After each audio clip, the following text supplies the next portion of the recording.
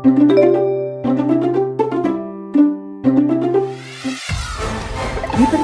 sekitar 1,2 miliar orang dewasa berusia 30 sampai 79 tahun di seluruh dunia menderita hipertensi.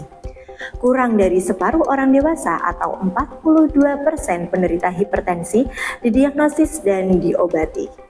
Kali ini saya Eka Kuswawati bersama pasien hipertensi yang telah survive dari penyakit tersebut.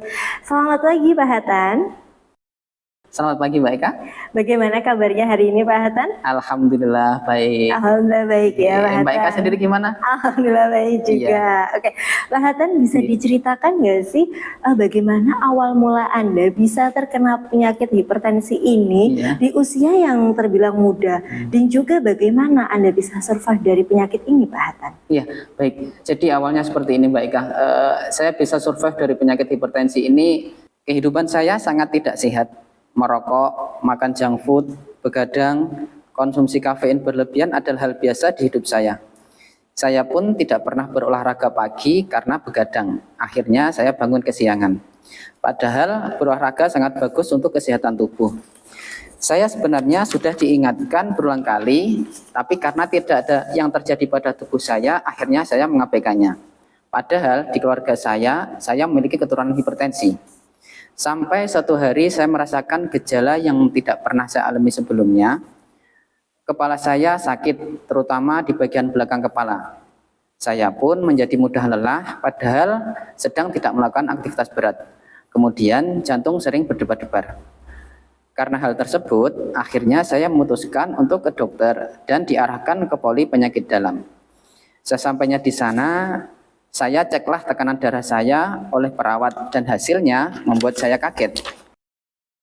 Jadi Pak, dari hasil pengukuran kami, tekanan darah Bapak termasuk tekanan darah tinggi ya, karena tekanan darah Bapak di sini lebih dari 140/90.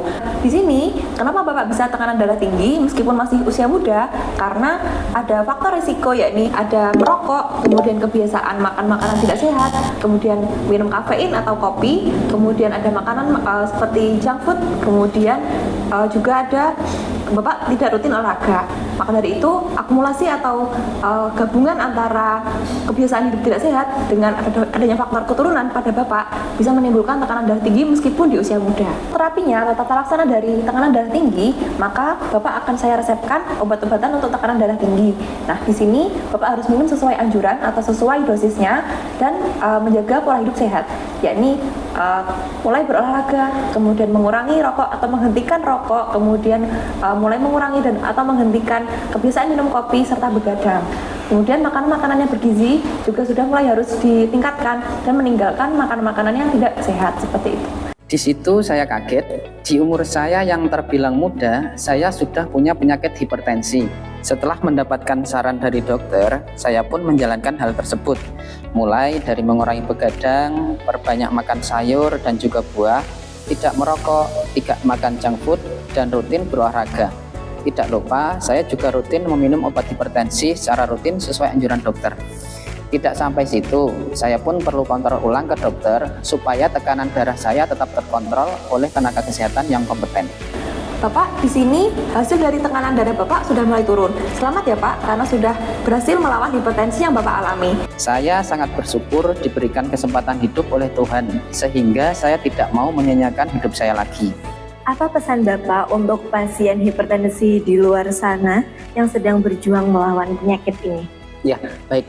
Pesan saya untuk teman-teman di luar sana yang saat ini menderita hipertensi, buat Bapak, Ibu, teman-teman semuanya, tetap semangat, jaga pola hidup sehat, jangan lupa bangun pagi, olahraga, minum obat sesuai anjurannya. Terima kasih atas pesan-pesan yang disampaikan. Semoga memberikan semangat untuk pasien di luar sana yang juga sedang berjuang. Hipertensi adalah silent killer.